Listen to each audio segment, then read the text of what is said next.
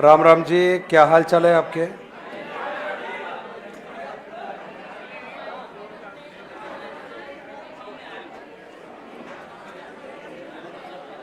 और पढ़ाई के हालचाल कैसे हैं आपके?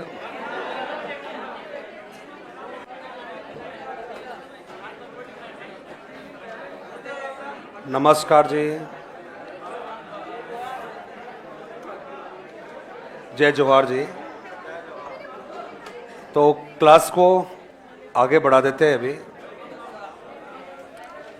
कल मांडने वगैरह की बात कर ही ली थी आप लोगों ने, और आपने फोटो वगैरह की देखने की बात की थी आपने, उसकी बातें भी आपने कर ही ली थी। तो आगे चले फिर या नहीं चले? आगे चलते रहो। सहायक सामग्री वाला जो टॉपिक था, मैं उसको लास्ट में करवाना चाह रहा था। कल आपने उसको बीच में स्टार्ट करवा दिया था, वो पढ़ा आप लोगों ने, और उसमें आपने दोनों प्रकार पढ़ लिए। आपने केवल मैथ्स में जो यूज होती है उनको भी देखा आप लोगों ने, मैथ्स के अलावा बाकी सब में जो यूज होते हैं उनको भी आपने देखा ही था। अब मुझे एक बात बताइए, आगे अब चलेंगे तो आगे कहाँ से स्टार्ट करना है? ये तो हो गया था कल वाला, तो हो गया था। अब किसकी करनी है? मैथ से स्टार्ट करें, गणित की शिक्षण विधियां स्टार्ट करनी है। तो तैयार हो या नहीं हो? मजा आएगा क्लास को पढ़ाई करने में। अभी तो सारे के सारे जो देवी देवता हैं वो अब थोड़ा सा बाहर निकल कर आ जाओ। जिस सब्जेक्ट में आप डूबे हुए थे इतने दिनों से, उसे बाहर आते हैं और कुछ अलग अंदाज में पढ़ना स्टार्ट करेंगे। बेसिक और कॉमन जो टॉपिक थे आपके, चाहे वो आपका एसएस में आता होगा, चाहे वो आप लोगों का मैथ्स में आता होगा, साइंस में आता होगा, इवन कोई भी लैंग्वेज आप पढ़ रहे हो, तो लैंग्वेज में भी यदि कॉमन कोई पार्ट है तो ये कॉमन वाला सारा आपने पढ़ लिया है।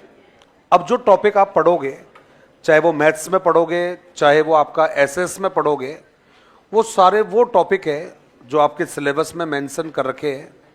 और दूसरी बात ये कि इसमें सारे जो टॉपिक है वो केवल वो टॉपिक पढ़ोगे जो आपने पहले दूसरी सब्जेक्ट में नहीं पढ़े हैं। जैसे अब आप बार बार सहायक सामग्री नहीं पढ़ोगे, पढ़ चुके हो पहले आप लोग। आप मूल्यांकन की विधियां बार बार में नहीं पढ़ोगे, पढ़ चुके हो पहले आप। और निदान और उपचार बार बार नहीं पढ़ोगे, क्योंकि ये भी आप पहले पढ़ चुके हो। तो अब आपने कहा सर मैथ्स में क्या पढ़ना है, तो भाई देखिए, मैथ्स में यदि सिलेबस वाइज हम यदि स्टार्ट करें, यदि हम टॉपिक वाइज यदि बात करें, तो टॉपिक तो सबसे पहला लिखा है शिक्षण विधि, लिखा हुआ है कि भाई गणित की शिक्षण विधियां। लेकिन देखो, गणित की शिक्षण विधि हम डायरेक्टली स्टार्ट कर दे और यदि बेसिक गणित का नहीं पढ़ा हम लोगों ने, तो कहीं ना कहीं लगता है कि शायद, हाँ जी, हाँ जी,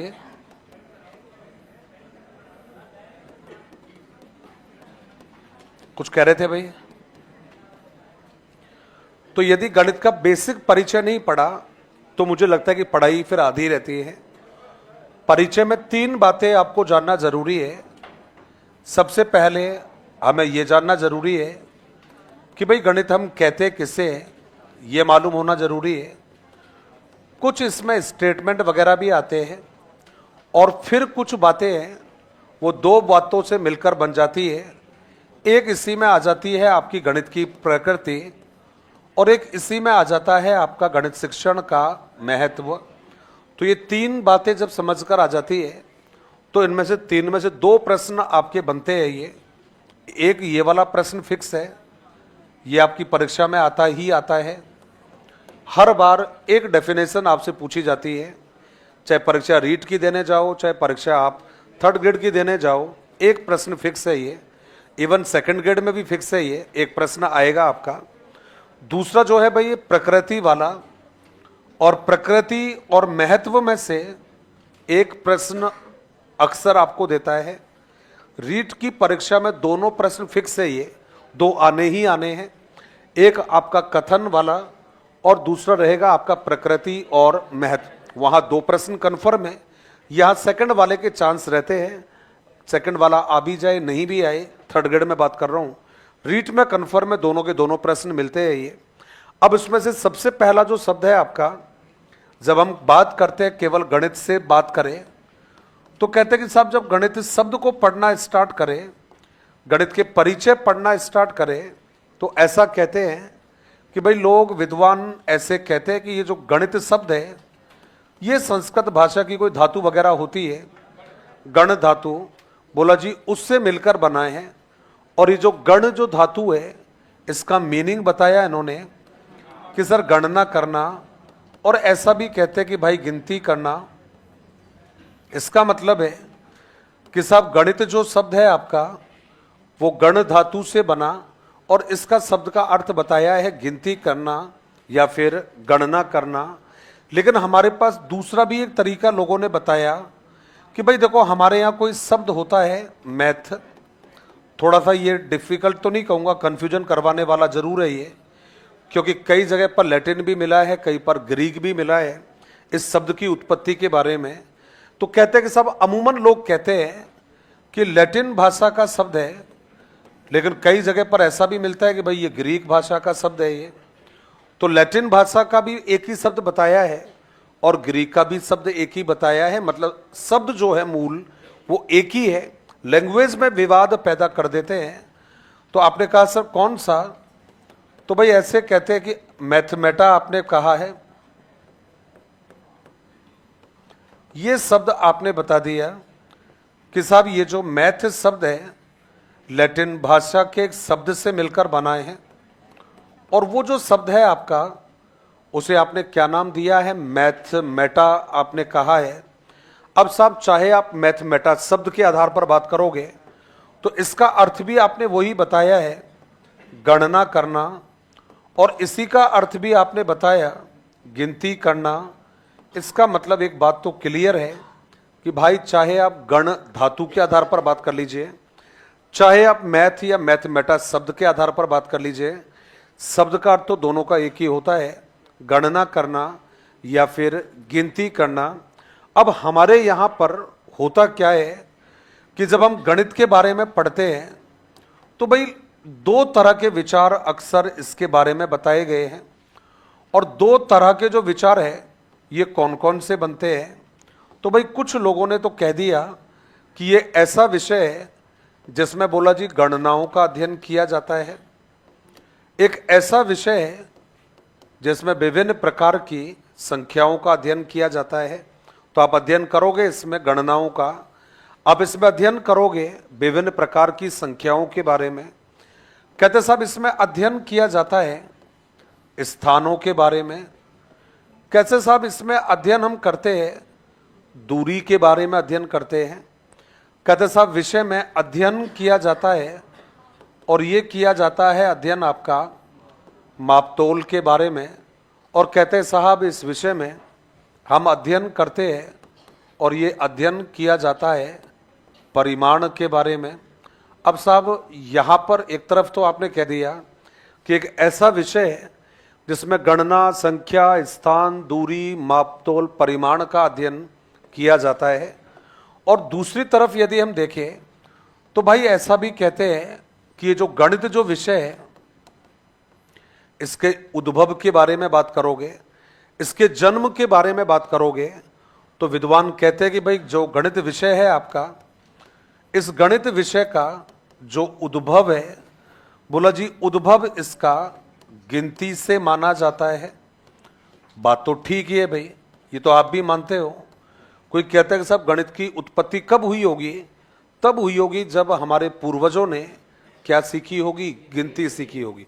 क्योंकि जिस दिन गिनती आ गई होगी, जिस दिन हमारे पूर्वजों ने गिनतियां की होगी, जिस दिन हमारे पूर्वजों ने अंकों को पहचाना होगा, उसी दिन मान लीजिएगा कि गणित का उद्भव हो चुका था। तो आपने जवाब दिया कि सर गणित का जो उद्भव है, बोला जी ये आपने आंसर दिया गिनती से हुआ है, ये आपने कहा है, और ये भी कहा है भाई कि गणना करना इसका विशिष्ट गुण माना जाता है। तो गणना करना इस विषय का क्या माना जाता है भाई? विशिष्ट गुण माना जाता है। ये हमने आंसर दे दिया है। अब दोनों तरफ दो दो बातें हो गई है। एक तरफ कह रहा है कि भाई इन सब का अध्ययन करते हैं, दूसरा तरफ कह रहा है कि भाई जो गणित है आपका उसका तो उद्भव ही गिनती से हुआ है और गणना करना इसका विशिष्ट गुण है। एक बात तो क्लियर है, चाहे आप इनको देखो चाहे उनको देखो, गणित में गणना तो आ रही है भाई। इनमें भी गणना होती है, गणना उनमें भी होती है। यही कारण है दोनों विचारों की वजह से ही साहब गणित को नाम दे दिया जाता है और कहते हैं साहब एक ऐसा विषय है जिसको गणनाओं का शास्त्र और या फिर गणनाओं का विज्ञान कहा गया है। क्यों कहा गया है? क्योंकि दोनों जो विचार आपने देखे, चाहे विचार हम ये वाला देखें चाहे विचार हम ये वाला देखें, दोनों के आधार पर ये तो बात समझ में आई है कि इस विषय में किसकी प्रधानता होती है? गणनाओं की प्रधानता होती है। और गणनाओं की प्रधानता के कारण ही इस विषय को आपने क्या नाम दे दिया है? गणनाओं का शास्त्र या गणनाओं का विज्ञान। बड़ा ही इंपॉर्टेंट मामला है ये। अब हमें ये तो पता चल गया है कि गणित शब्द जो है उसका अर्थ होता है गणना करना, और एक ऐसा विषय जिसमें किसकी प्रबलता होती है? गणना और गिनतियों की प्रबलता होती है। इन्हीं को सिखाने पर बल दिया जाता है, इसलिए इसको नाम दिया है गणनाओं का शास्त्र और गणनाओं का विज्ञान। क्लियर है ये वाली बातें? अब साहब यहाँ पर बात रुकेंगे नहीं अभी। अब कहते हैं साहब थोड़ा सा आगे बढ़े, तो जब थोड़ा सा हम आगे बढ़ते हैं तो ऐसा भी कहा जाता है कि भाई ये जो गणित विषय है इसके बारे में लोगों के ओपिनियन बड़े कमाल के रहे हैं। और ओपिनियन भाई क्या निकल कर आए? कहते हैं कि साहब हमारे जितने भी विज्ञान हैं, हमारे बोला जी जितने भी विज्ञान हैं, और साहब इस विज्ञान के अलावा हमारे यहाँ पर जितना भी व्यापार होता है और जितना भी हमारे यहाँ पर वाणिज्य चलते हैं, भाई व्यापार वाणिज्य दोनों क्रियाएं हम एक साथ लेते हैं, तो व्यापार कह दो चाहे वाणिज्य कह दो। कहते साहब ये जितने भी विज्ञान हैं, इन विज्ञानों का जननी यदि किसी को कहा है तो वो गणित को ही कहा है। पढ़ चुके हो आप लोग पहले, मतलब पढ़े होंगे पहले आप, ऐसा मेरा मानना है। नहीं पढ़े होंगे तो मैं तो बताऊंगा अभी थोड़ी देर बाद में आप लोगों को। कहते साहब गणित को विज्ञानों का सिंह द्वार कहा जाता है। क्या कहा जाता है? सिंह द्वार कहा जाता है। और सिंह द्वार का मतलब है जहां से सभी का निकास होता है, जहां से सभी का जो उद्भव होता है उसी को कहा जाता है आपका सिंह द्वार। तो भाई देखिएगा जो जितने भी विज्ञान हैं, इन विज्ञानों की जननी या जन्मदाता हमने किसको कहा है? तो आपका आंसर है सर हमने गणित को माना है।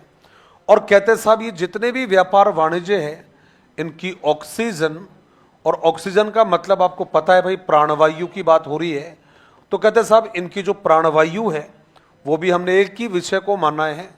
और वो विषय कौन सा है आपका? तो कहते साहब गणित माना जाता है।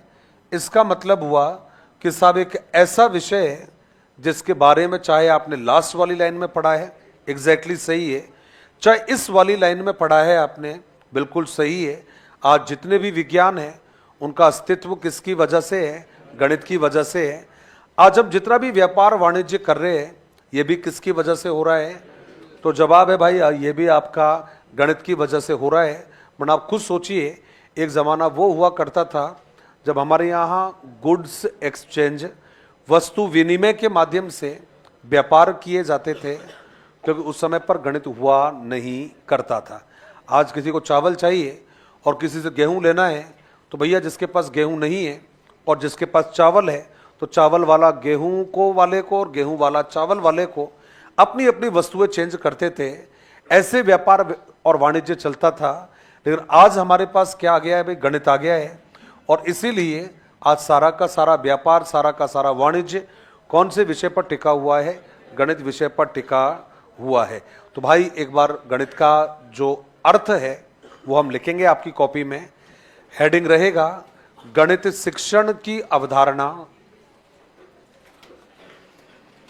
क्या रहेगा? गणित शिक्षण की अवधारणा,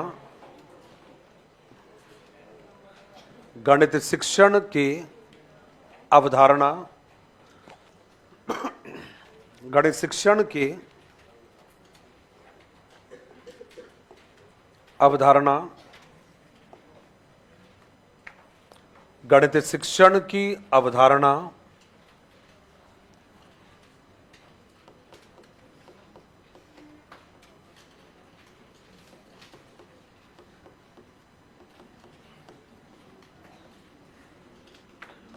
गणित शिक्षण की अवधारणा,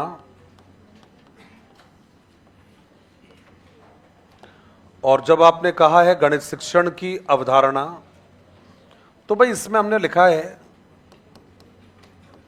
गणित शब्द का संबंध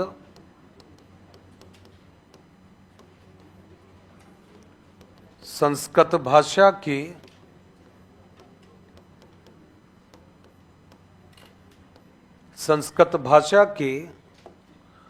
गण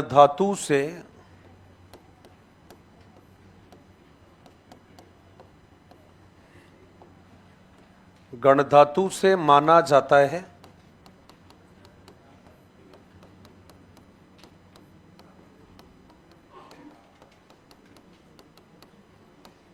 जिसका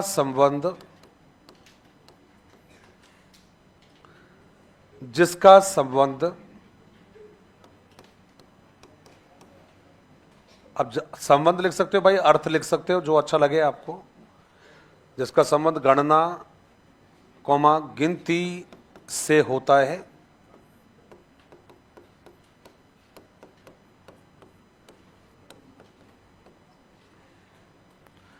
नेक्स्ट लाइन में लिखा है साहब, मैं नहीं लिख रहा कि गणित को मैथ कहते हैं, डायरेक्ट लिख रहा हूं मैं। मैथ शब्द होता है ना, व्यक्तित्व को पर्सनालिटी कहते हैं, है ना, मनोविज्ञान को साइकोलॉजी कहते हैं। भाई ऐसा नहीं है, इतनी भारी भरकम पढ़ाई नहीं करनी है अपने को। मैथ शब्द की उत्पत्ति, क्या कह रहा है दोस्त? भाई मुझे नहीं पता दोस्त, माँ कहते हैं, मुझे तो इतना पता है मेरे को, तो बाकी आपको पता होगा भाई क्या कहते हैं। क्या कहते हैं?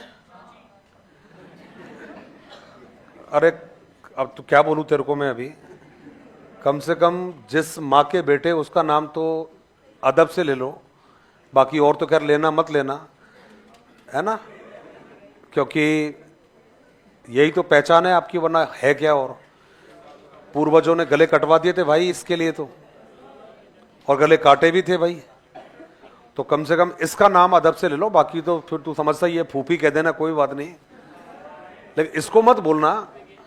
सही है ना बात? तो मैथ शब्द की उत्पत्ति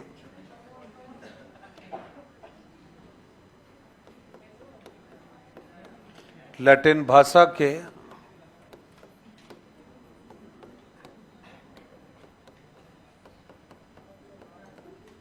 मैथमेटा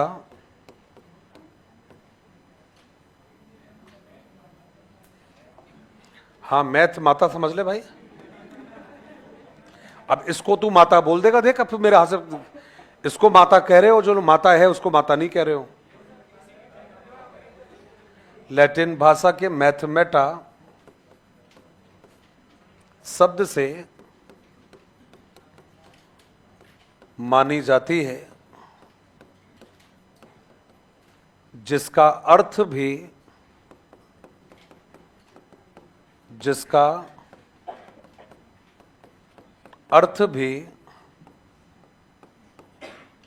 गणना करना या गिनती करना होता है।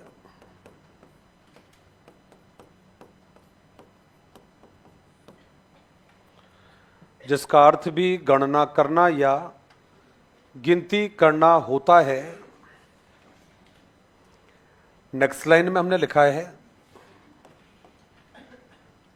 और उसमें लिखा है साहब, गणित में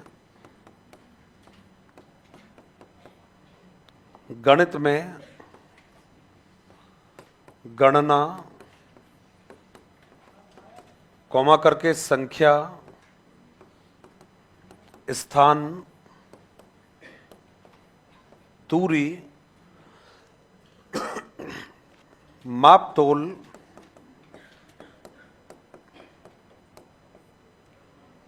गणित में गणना, संख्या, स्थान, दूरी, माप तोल, परिमाण, गणना, संख्या, स्थान, दूरी, माप तोल, परिमाण संबंधी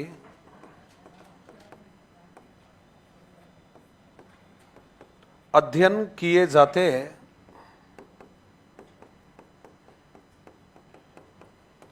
अध्ययन किए जाते हैं,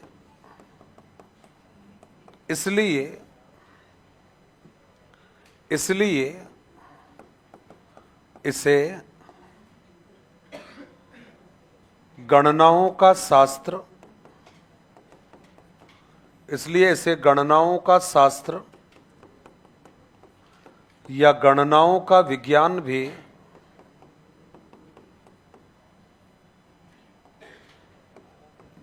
गणनाओं का विज्ञान भी कहते हैं।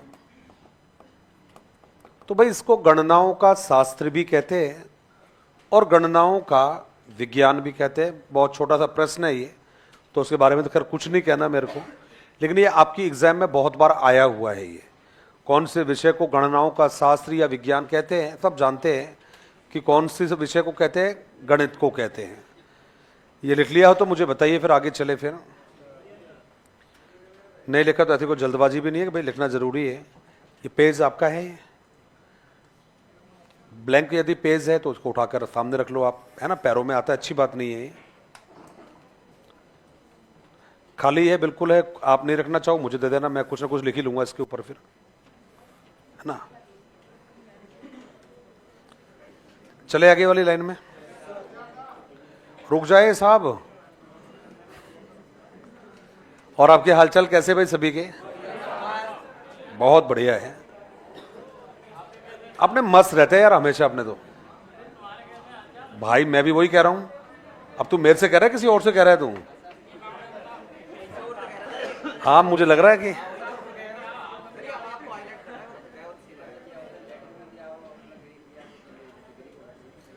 दोबारा बोलना। देखो लैटिन को ही ज्यादा प्रीफर देते हैं इसमें।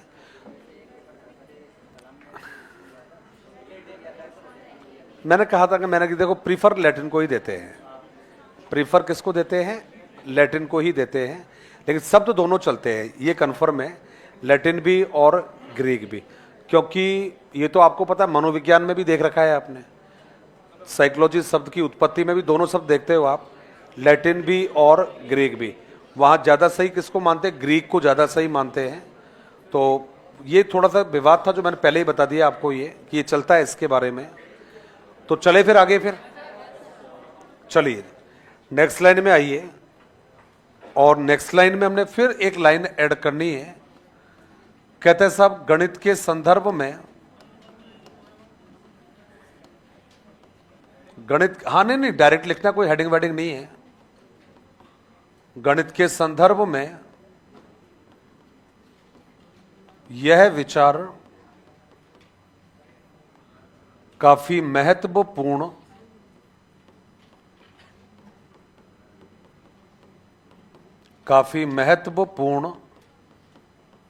माना जाता है।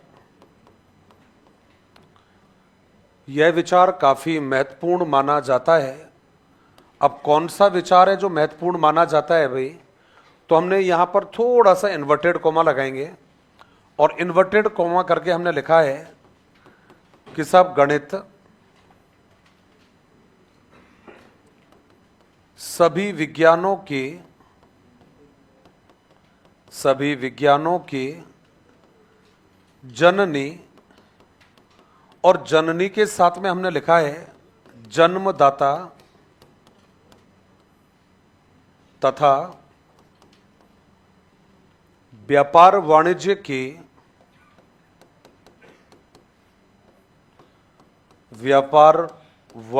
के प्राणवायु मानी जाती है।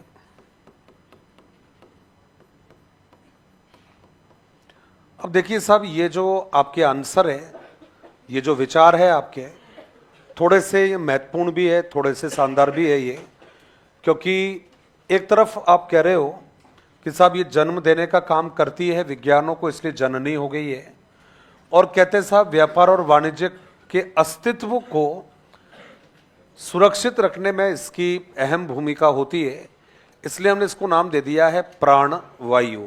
अब ये तो केवल अर्थ है भाई, कोई पूछे हमसे गणित का अर्थ क्या है, ये गणित का अर्थ है ये।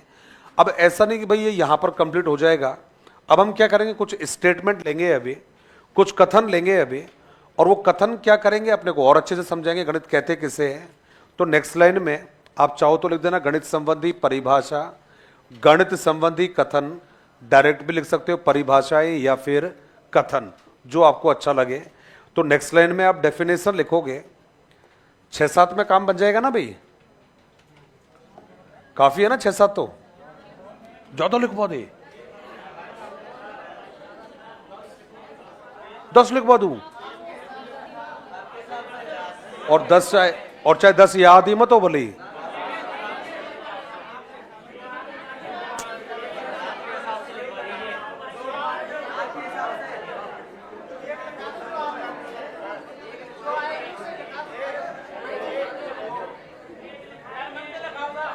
हाँ जी,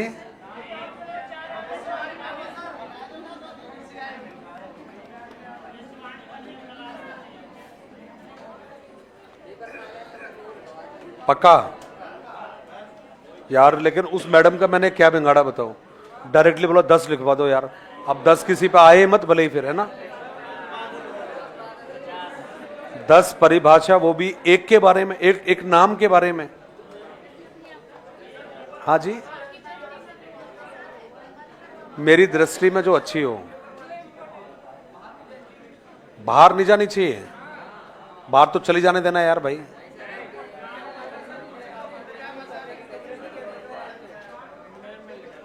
चलो आ जाओ लाइन में वापस अभी।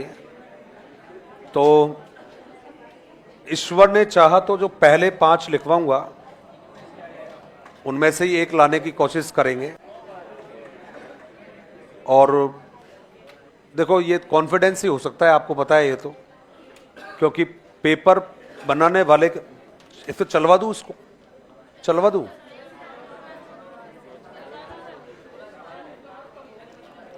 तो पेपर बनाने वाले के स्पीड तो इसकी चिंता ही मत करो आप।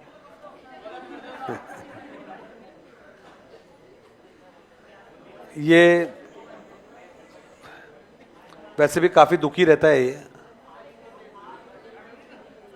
तो आइए देखते हैं जरा। चूंकि आपने कहा कि सर वो बताना जो ज्यादा इंपॉर्टेंट है वो वाले, तो भाई देखिए वैसे तो काफी डेफिनेशन काफी विद्वानों ने दी है, लेकिन इंपॉर्टेंट भी है और परीक्षाओं में पूछी भी जा रही है, ये काफी ज्यादा इंपॉर्टेंट है। तो आप कहोगे सर नेपोलियन ने क्या कहा था, बड़ी अच्छी बात कही थी। विश्व में मैंने तो जितने भी राजा महाराजा पढ़े, मुझे सबसे ज्यादा यदि किसी ने इंस्पायर्ड किया, इस बंदे ने किया, क्योंकि एक तरह से देखा जाए तो ये जो साउथ की एक मूवी आई थी मैं ही राजा मैं ही मंत्री, मुझे लगता है कि ये बंदा जो था ये उससे ऊपर था, क्योंकि मैं ही राजा मैं ही मंत्री, मैं ही संविधान निर्माता, मैं ही समाज सुधारक, मैं ही शिक्षाविद, मैं ही वैज्ञानिक, सब कुछ मैं ही था। इतना जबरदस्त बंदा ये, तो इसका विचार क्या शानदार रहे होंगे। इसने ये कहा कि जिस देश में गणित उन्नत अवस्था में होती है वो राष्ट्र हमेशा समृद्धि पाता है। बस इतना ही ध्यान रखिएगा, शब्दों में रटना नहीं है, शब्द अपने को याद व्याद नहीं करना कोई भी। हम इतना भी कहेंगे तो काम चल जाएगा कि भाई गणित की उन्नति में देश की उन्नति है, ये आसान है, ये सबको याद हो जाएगा, ये कोई ऐसा नहीं जो याद नहीं कर पाएगा। गणित की उन्नति में देश की उन्नति है, राष्ट्र की उन्नति है, ये किसने कहा था ये? तो नेपोलियन ने कहा था, बात भी ठीक है, आज वो राष्ट्र गरीब है, आज वो राष्ट्र काफी पिछड़े माने जाते हैं जहां पर गणित और विज्ञान का विस्तार नहीं हुआ है। और यही कारण है कि आज अफ्रीकन जो कंट्रीज है उनकी खराब कंडीशन के जो कारण है वो यही है क्योंकि आज भी वहां पर शिक्षा नहीं पहुंच पाई है। तो आपका पहला जवाब क्या रहेगा कि गणित की उन्नति में राष्ट्र की उन्नति है? किसने कहा था ये? तो हम लिख लेते हैं एक बार इसके बारे में। और हमने आंसर दिया है भाई, और उसमें कहा आपने गणित की उन्नति में ही राष्ट्र की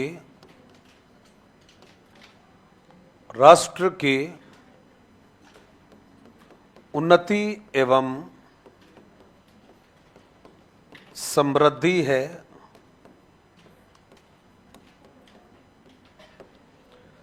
गणित की उन्नति में ही राष्ट्र की उन्नति एवं समृद्धि है। ये किसने कहा था ये? तो जवाब है आपका नेपोलियन ने। हम तो केवल याद रखेंगे गणित की उन्नति में देश की उन्नति है, हमें तो केवल इतना याद रखना है। जब भी देश की उन्नति का नाम आएगा गणित की परिभाषाओं में तो नाम हम हमेशा याद रखेंगे नेपोलियन का, हमें और कुछ याद रखना ही नहीं है। ये पहला नाम है ये।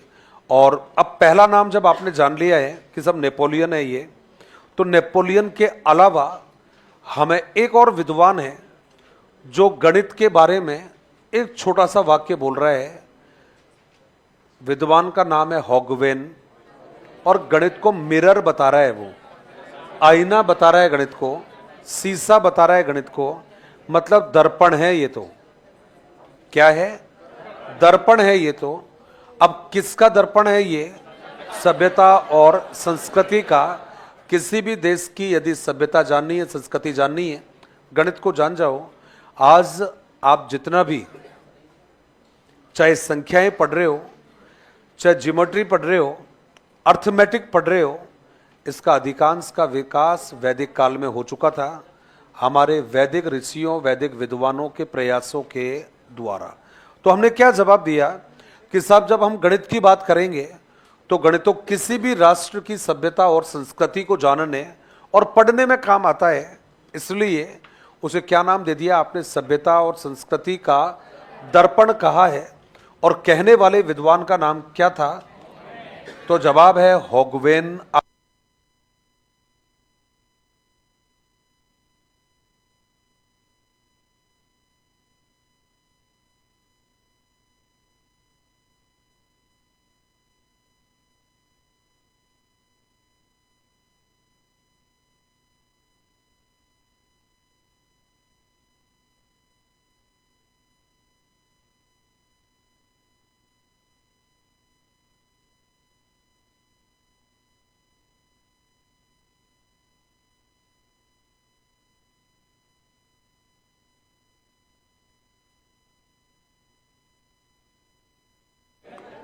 चलिए भाई क्लास स्टार्ट करते हैं अभी।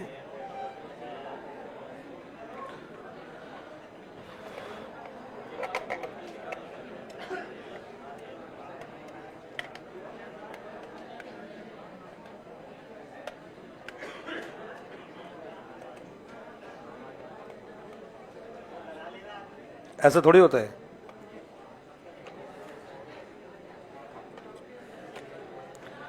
अब आपने पूछा नहीं कि सर ने ऐसा क्यों किया है। मैं कभी हिसाब किया कि पेंडिंग छोड़ता नहीं हूं मैंने ऐसे लगाकर छोड़ दिया तो सामने वाले को एहसास रहेगा कि बैटरी चार्ज है। समझ गया? ये यही रहेगा ये। तो जब इसकी जब बैटरी खत्म हो जाएगी तो वो इसी को ढूंढेगा ना, जो चार्ज है ही नहीं है, तो थोड़ी देर भागेगा, परेशान होगा या नहीं होगा? होगा ना। समझ गए ना बात को? हिसाब हमेशा कैसा रखना चाहिए? बराबर रखना चाहिए। अपना स्टाइल है किसी का उधार छोड़ते। और अरे यार इतना भोला भाला तेरे को दिखता हूं मैं, हूं थोड़ी भाई मैं। भाई देखो, ये तो अपनी अपनी पसंद होती है, ये तो, वरना कईयों को बाहुबली भी दिखता हूं भाई, तो ये तो अपनी अपनी पसंद होती है। और हमारे एक मित्र ने पूछा है, सर जी बाल बाटिका शिक्षक से क्या तात्पर्य है? सरकारी स्कूलों में बाल बाटिका टीचर लगाने की चर्चा हो रही है, इसकी योग्यताएं क्या होती है? तो छोटी छोटी बातों पे दुखी परेशान हो जाते हो। आजकल आपको ध्यान है कि सबसे अच्छी बात तो ये है कि आज भी 3 से लेकर 6 साल के जो बच्चे होते हैं उनके लिए आंगनवाड़ी में पढ़ाया जा रहा है।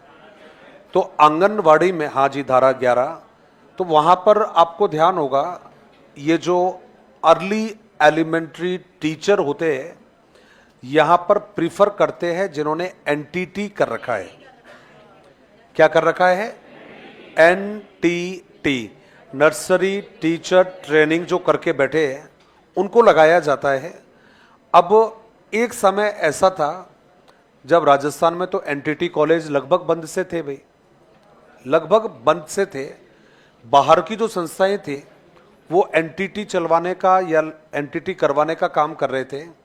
लेकिन अभी एक गड़बड़ हो गया है छोटा सा, और गड़बड़ क्या हुआ है कि जो हमारे प्राइमरी टीचर है उन्हीं को कहाँ लगा रहे हैं? आंगनवाड़ी में लगा रहे हैं उनको। अब आंगनवाड़ी का मतलब है आंगनवाड़ी में उनको भेज रहे हैं उनको। अब वो कोई 2 घंटे रहकर आता है, 3 घंटे रहकर आ रहा है। और कई जगह ऐसी है जहां पर आज की तारीख में भी आशा सहयोगिनियां जो लगी हुई थी हमारी, उनके सुपुर्द करके छोड़ा हुआ है। तो देखा जाए तो एनटीटी एक मिनिमम क्वालिफिकेशन है, लेकिन हमारे यहाँ पर चूंकि एनटीटी जैसे पाठ्यक्रमों की प्रॉपर व्यवस्था नहीं है, इसीलिए आप कमर कस के तैयार रहिएगा, क्योंकि वहाँ पर आपको सेवा करने का मौका बहुत जल्दी मिलेगा। तो आप समझ गए आप लोग कि बच्चों को खेल खेल में कौन पढ़ाएंगे? आप ही पढ़ाओगे। और लड़के प्राइमरी सेक्शन वाले इस काम को बखूबी निभा भी रहे हैं। डांस कर कर के भी पढ़ा रहे हैं, नाच के भी पढ़ा रहे हैं। और मेरा तो दिल खुश हो गया जब मैंने एक टीचर को पहाड़े सिखाते हुए, पहाड़े था कुछ और था, वो डांस कर रहा था, वो डांस कर कर के पढ़ा रहा था। ना तूने सिग्नल देखा ना मैंने सिग्नल देखा, एक्सीडेंट हो गया। और वो कूद कूद के पढ़ा रहा था वो। तो मेरे को समझ में आ गया कि काश ये टीचर हमारे ज़माने में भी हुआ करते तो कभी भी एक्सीडेंट नहीं होते। चलिए जी, तो हॉगवे ने क्या कहा था? छोटा सा जवाब दिया आप लोगों को। दर्पण कह दो आप, तो कुछ मत कहिए, केवल क्या है? गणित तो दर्पण है, बस। किसने कहा? हॉगवे ने कहा है। तो आपने इसमें लाइन जरूर लिखना है, लेकिन याद तो वही रखना है आपको। तो आपने कहा भाई गणित सभ्यता, गणित सभ्यता एवं संस्कृति का दर्पण है। सभ्यता एवं संस्कृति का दर्पण है। और ये जवाब आपको किसने दिया था? ये तो आपका आंसर सर हॉगवेन ने दिया था। ये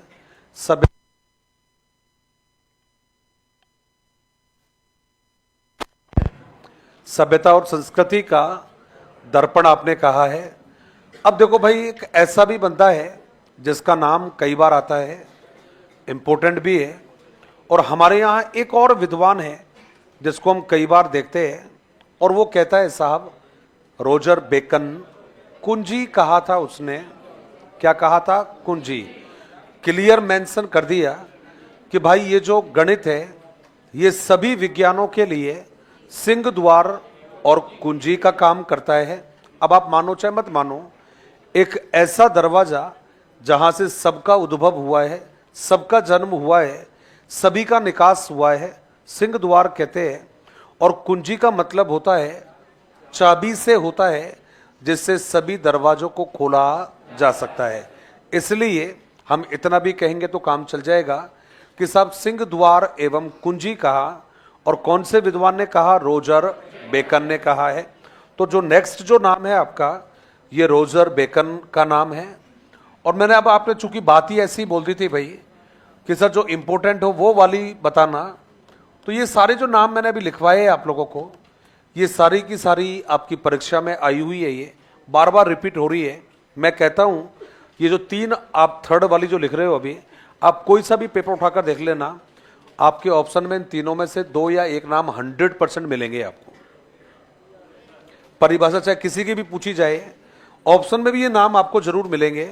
तो आपने रोजर बेकन कहा है, और रोजर बेकन में आप क्या कह रहे हो भाई? गणित, सभी विज्ञानों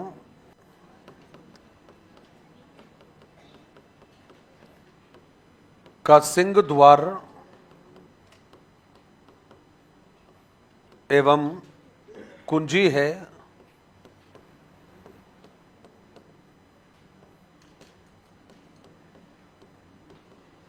ये हमने आंसर दिया है भाई, गणित सभी विज्ञानों का सिंह द्वार एवं कुंजी है।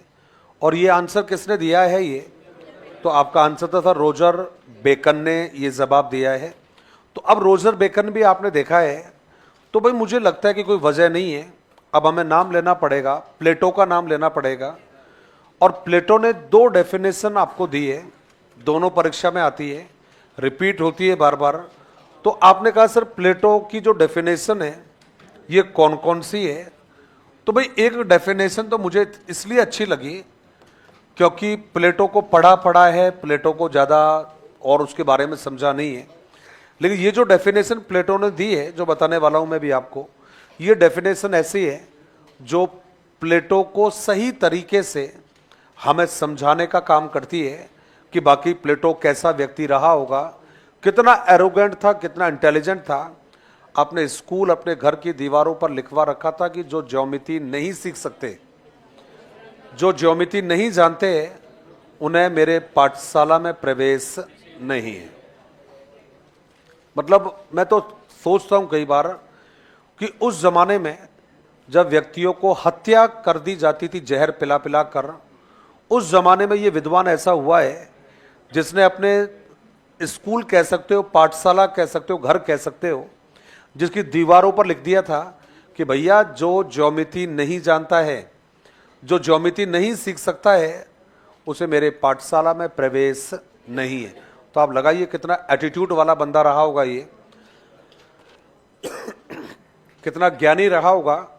क्योंकि भाई आप प्रवेश की बात कर रहे हो, उस जमाने में तो उठाकर लेकर आया जाता था राजा के दरबार में, बोला आजा तू। और उस जमाने में ये दीवारों पर लिख रहा है कि जो ज्योमेट्री नहीं जानता, कृपया करके वो प्रवेश करने के बारे में सोचे भी नहीं। किसने कहा था? चलिए जी, 2 बातें हमने लिखी है इसके बारे में, 2 डेफिनेशन है, तो दोनों अलग अलग लिखवा देता हूं मैं। कहते साहब विद्यालय की, अब विद्यालय कह दो या पाठशाला कह देना, पाठशाला या विद्यालय की दीवारों पर अंकित किया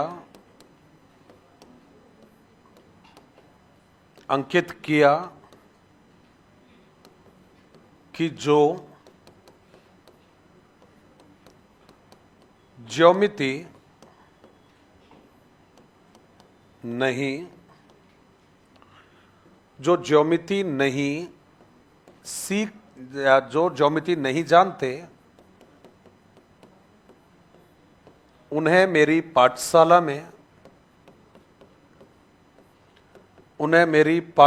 में प्रवेश नहीं है।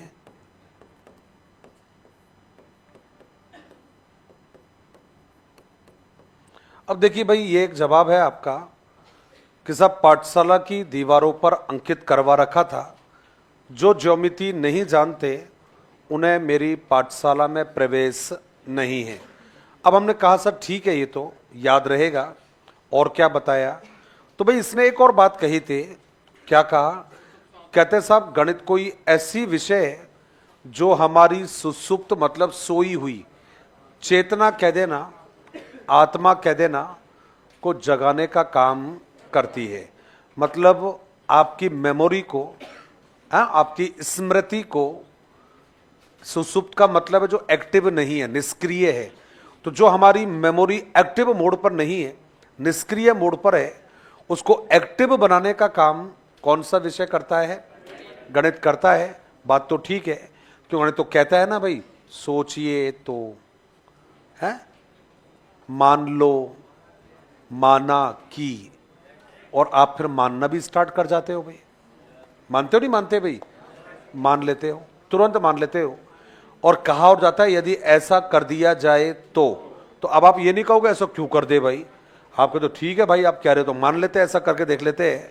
तो जो गणित जो विषय है, इसके बारे में ठीक ही कहा है कि हमारी सोई हुई चेतना को जगाने का काम करता है और हमारी मानसिक शक्तियों को तार्किक रूप से प्रशिक्षित करती है। तो हमने नेक्स्ट जो जवाब है इसमें लिखा, और उसमें लिखा है साहब, गणित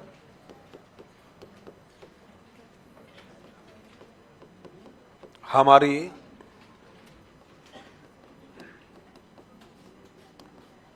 सुसुप्त चेतना को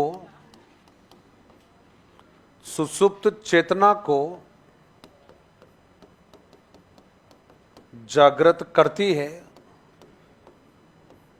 तथा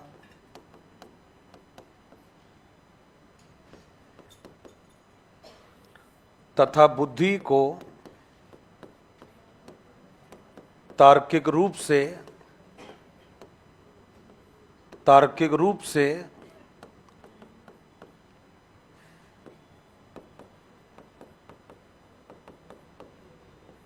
प्रशिक्षित करती है।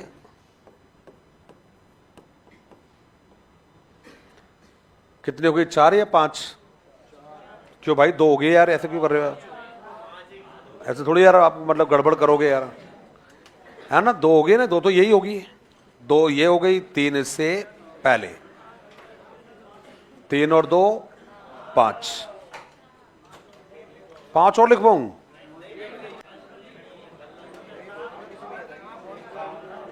इंपॉर्टेंट तो भाई यही है, इंपॉर्टेंट तो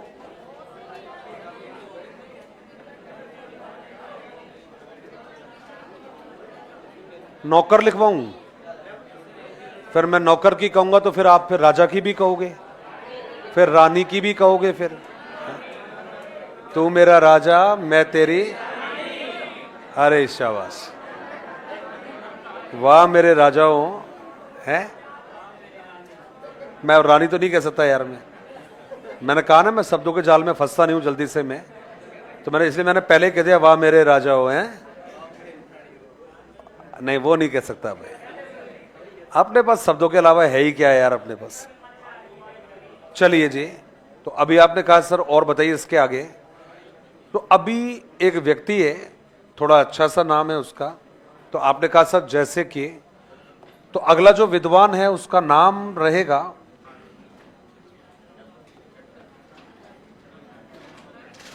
क्या नाम है? डटन नामक विद्वान है। और जब आप पढ़ोगे सर डटन नामक विद्वान ने क्या कहा है, तो भाई आपको याद रखना है डटन के बारे में, वो क्लियरली एक बात को लिखता है और क्या कहता है कि साहब गणित एक ऐसा विषय है जो तर्क सम्मत विचार, यथार्थ कथन और सत्य बोलने का प्रशिक्षण प्रदान करती है।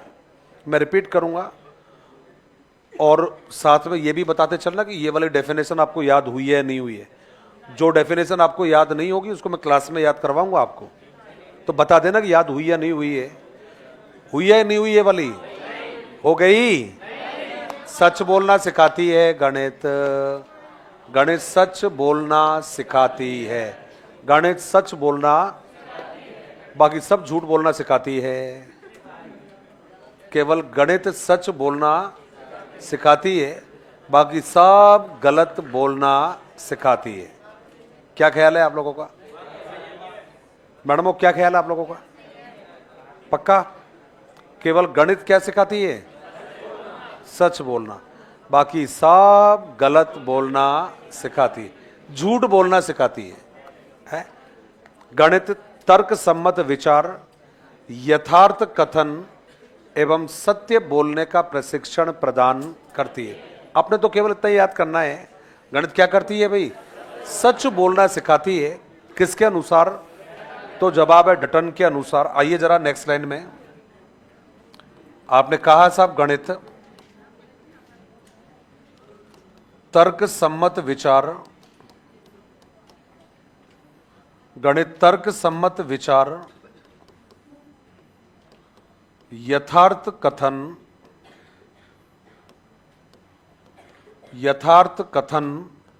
एवं सत्य बोलने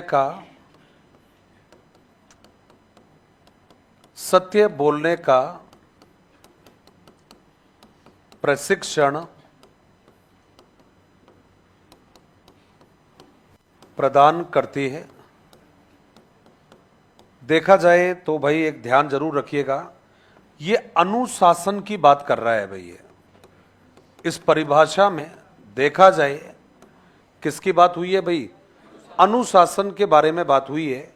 अपने को केवल याद करना है कि गणित कौन सा काम करती है। तो जवाब है आपका सच बोलना। देखो मैं हमेशा कहता हूं, मैं डेफिनेशन कितनी भी याद की जा सकती है, कितनी भी याद की जा सकती है, यदि उसके इंपॉर्टेंट वर्ड्स मालूम चल जाए तो पूरी डेफिनेशन को याद करने की आवश्यकता नहीं है। तो यहां तो केवल हमें तो ये ध्यान रखना था कि ऐसा विषय है ये जो हमें सच बोलना सिखाता है, और सच बोलना सिखाता है गणित। ये कहा था डटन नामक विद्वान के द्वारा। तो ये डटन हो गया है भाई। क्या करता है ये? हमें सच बोलना सिखाता है। तो आपने कहा ठीक है सर, ये तो याद हो जाएगा, कोई दिक्कत नहीं है। अब हमने कहा सर आगे वाला बताइए, आगे जवाब क्या रहेगा?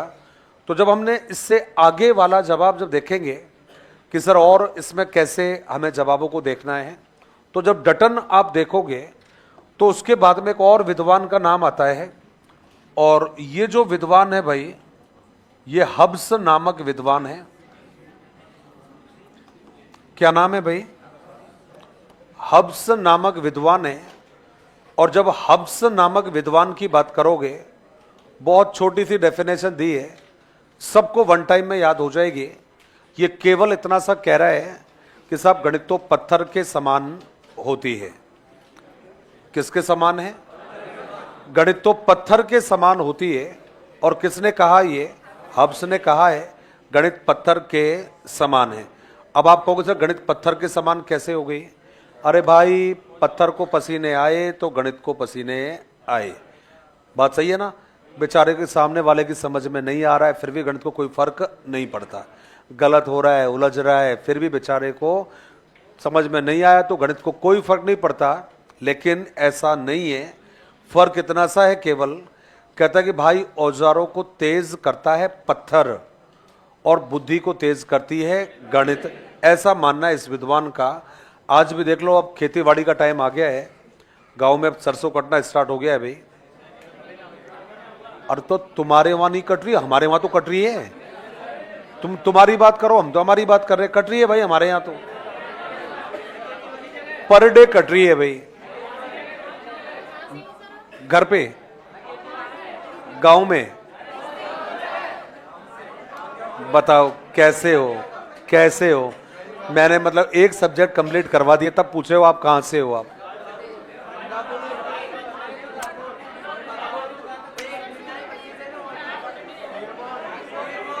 पूरे राजस्थान में सरसों की खेती का जो बीज होता है वो मेरे गांव का फेमस है। वो अभी पिछले 2-4-5 सालों में छोड़ दिया जाए कि अब मेहनत कौन करता है। अब समझ गए आप लोग? पहले सुनने दो ना एक बार, अभी सुनने दो। अब पिछले 2-4-5 सालों में छोड़ दिया जाए क्योंकि सारे फैशनेबल हो गए ना भाई। नई यूथ है, कोई काम करना नहीं चाहती है। वरना हमारे गांव का रिकॉर्ड था, हमारे गांव से सरसों मंडी में कभी नहीं जाती थी। सारा का सारा बेज में जाते थे। अब जैसे सपोज करिए कि मंडी में, एक छोटा उदाहरण दिया है मैंने, जैसे मान लो मंडी में रेट यदि 40 रुपए किलो है, मैंने एग्जांपल दे रहा हूं ये, तो हमारे वहां पर सरसों का बेग जाता था 70-80 रुपए किलो, 70-80 रुपए किलो। और बरसात स्टार्ट होने से पहले आप यकीन नहीं मानोगे, हमारे गांव में चारों तरफ ये जो सरसों के कट्टे बोरियां लेके आते हैं ना भाई, बस चारों तरफ यही है। और भाई साहब ऐसा लगता था जैसे कोई मेला चल रहा है यहाँ पर। लेकिन अब क्या हुआ, पिछले 2-5 सालों में बड़े बुजुर्ग चले गए, या तो देहांत हो गया उनका, या उनकी एज काफ़ी हो गई है। अब आपको पता है, जैसे आप जैसे लोग हो, आप थोड़ी यार सरसों तोलोगे जाके वहाँ पर, फिर पढ़ना स्टार्ट करोगे, आप तो पढ़ाई करोगे, नौकरी करोगे। तो ये कारण है, ये हमारी सरसों जब हमारे वहाँ से कोई लेके जाता है, उसके प्रोडक्शन में बहुत ज़्यादा वृद्धि होती है फिर। हाँ जी, आप उस बीज को देख लो तो आप कहोगे कि सर यार ये अजीबो गरीब नहीं है, ये क्वालिटी है भाई, लेके आऊं।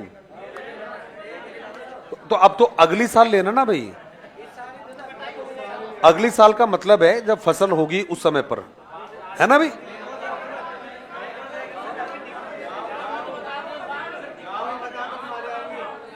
क्या बता दूं?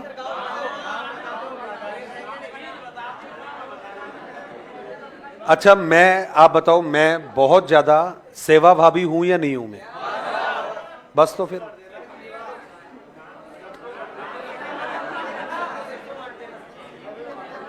हाँ हाँ ले लेना यार।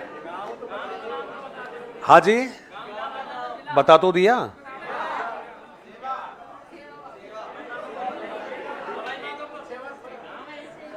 हाँ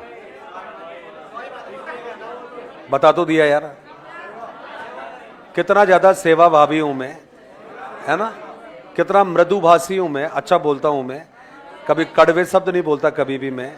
तो हो गया ना, गांव का नाम बता तो दिया, और क्या चाहिए फिर।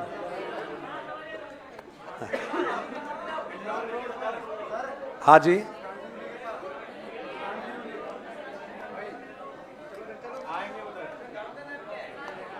बताया तो है यार,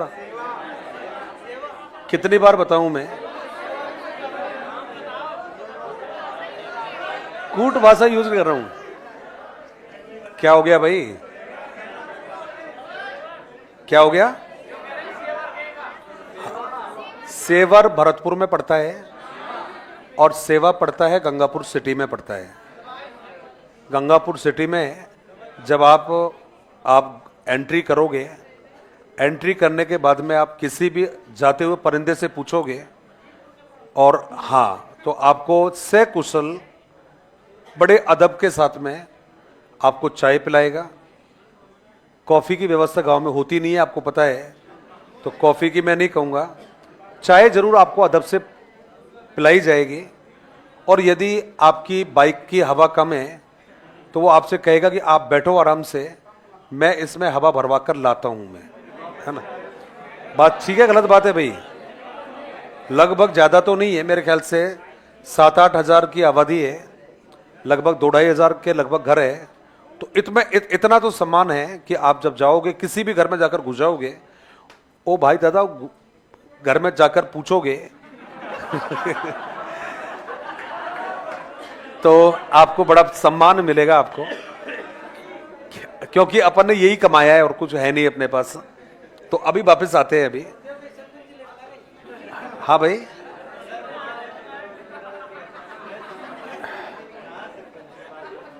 जिंदगी में बनने को तो पता नहीं क्या क्या बन जाए, लेकिन लोग जल जाते हैं मेरे अंदाज से, लोग जल जाते हैं मेरे अंदाज से जब उनके नाम से पहले नाम आता है मेरा। तो करूं क्या भाई, बनने को तो कुछ भी बन जाऊं, लेकिन यहाँ तो दिक्कत ये है कि जब बनने का समय आता है तब पैरों को पकड़ के बैठ जाते हैं, कहाँ जा रहे हो। अभी पिछली जो विधानसभा गई है ये वाली, तो एक एक्स पार्टी से मैं जुड़ा हुआ हूँ काफ़ी टाइम से, नेशनल लेवल की पार्टी है। तो वहाँ से टिकट उन्होंने ज़बरदस्ती कह रहे थे, भाई तू टिकट ले ले अब की बार, और तू लड़ ले इस बार, वोट बाट देखा जाएगा जो आएगा जो। तो लगभग 1.5-2 साल से बढ़िया मेरा फील्ड में घुमा फिरी करता था, मैं जानता ही था लोगों को। वहाँ पर जैसे ही मेरे परिवार के लोगों को पता चला कि यार ये किस चक्कर में घूम रहा है ये, मेरे से पहले ही मेरे परिवार का मान लो, मेरे अड़ोसी पड़ोसी मान लो, यार एक बात बोलूँ तेरे को। मैं कहा बोल भाई। बोला यार मैं चुनाव लड़ लूँ क्या मैं कहा काय का चुनाव लड़ेगा? बोला एमएलए का। तो मैं कहा भाई लड़ ले भाई। मैंने कहा बड़ा है उम्र में मेरे से, मैं यही तो बोलूँगा मैं। लड़ ले यार। मैंने कहा 1100 वोट आए थे।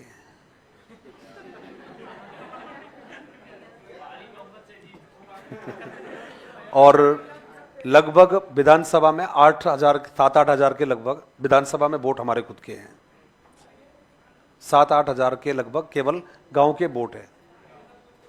और ओनली टोटली पूरी विधानसभा में से, पूरी विधानसभा में कितने? यार मैं तो दूंगा यार। देखो यार, ऐसा तो नहीं हो सकता यार, कोई माने चाहे नहीं माने, लेकिन चीटिंग नहीं करने का। अब छोड़ो यार, उनकी नहीं, वो मैं मेरे गांव की बात कर रहा हूं मैं। चलिए प्लीज वापस आगे, काफी टाइम हो गया है। और मैं ये कह रहा था कि जिस तरह से पत्थर औजारों को तेज बनाता है, वैसे दिमाग को तेज गणित बनाती है। आज शहरों में थोड़े बहुत बैठे होंगे शहरों वाले, वो कहेंगे यार औजारों को पत्थर, जी हाँ बिल्कुल। अब खेती बाड़ी का टाइम चल रहा है, सुबह हमारे खेती पर जो भाई जाते हैं, बहनें जाती है, वो बिल्कुल अपने जो भी उपकरण यूज कर रहे हैं कृषि के लिए, पत्थर पर रगड़ रहे हैं उनको। और जब रात को सोएंगे, कुछ लोग बेचारे इतने अच्छे होते हैं, सुबह नींद खुलेगी, लेट हो जाऊंगा, खाना बनाना होता है, वो रात को ही पत्थर पर अपने जो उपकरण हैं उनको धार रखकर सोते हैं। और धार भी इतनी भयानक आती है कि पूरे दिन वो फसल को काटने के काम करते हैं। ठीक वैसे ही जो गणित पढ़ते हैं, जो गणित को जानते हैं, उनकी बुद्धि बहुत तेज होती है। और यही कारण है, आप चाहे मानो चाहे मत मानो, हमने गांव में ऐसे लोग देखे जो स्कूल नहीं गए भाई, लेकिन जब चक्रवर्ती ब्याज निकालना होता है, 3-3 पेजों में हिसाब को भर देते हैं। और यदि 1 रुपये 12 आना पैसे 4 आना पैसे की कमी आ गई है, तो उसको भी जब तक ठीक नहीं कर देंगे तब तक चैन से बैठते नहीं है, क्योंकि गणित व्यक्ति की बुद्धि को तेज बनाने का काम करती है। तो हमने नेक्स्ट लिखा है साहब, जिस प्रकार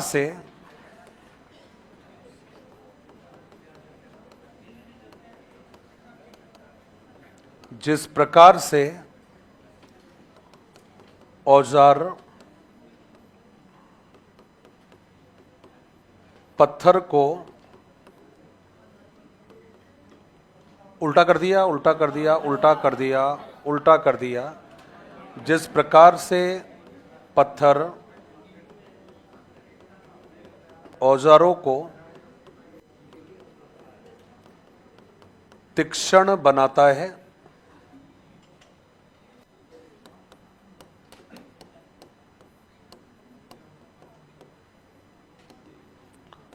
उसी प्रकार गणित मस्तिष्क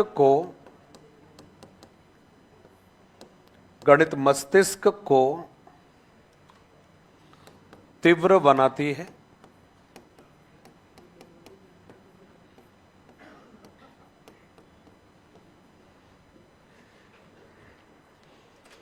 ये भाई हब्स की डेफिनेशन है ये। और इसमें हमें केवल इतना सा ही याद रखना है कि साहब गणित का मतलब है पत्थर, इतना काफी है। गणित का मतलब है पत्थर। और किसके अनुसार है ये? तो जवाब दिया आपने हब्स के अनुसार। आपने कहा सर और भी कोई डेफिनेशन है क्या? तो भाई मुझे लगता है कि एक बंदा है जिसको नाम नहीं दिया, तो लगेगा कुछ बाकी रह गया है, क्योंकि उस व्यक्ति ने कहा है कि गणित की भाषा ऐसी है जैसे परमेश्वर ने समस्त ब्रह्मांड की रचना उसमें कर दी हो। गैलीलियो की डेफिनेशन है ये। कौन से विद्वान की है? तो नेक्स्ट लाइन में आप आइएगा, और नेक्स्ट लाइन में हमने लिखा है गैलीलियो।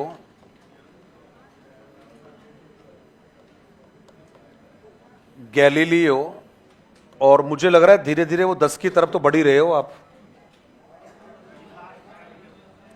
आपने कहा है साहब गणित की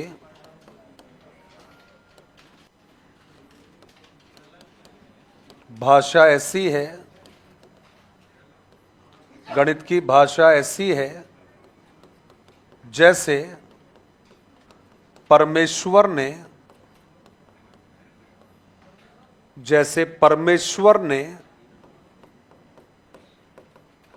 समस्त ब्रह्मांड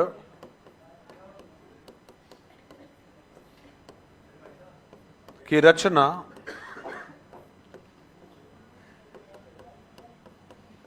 उसमें कर दी हो,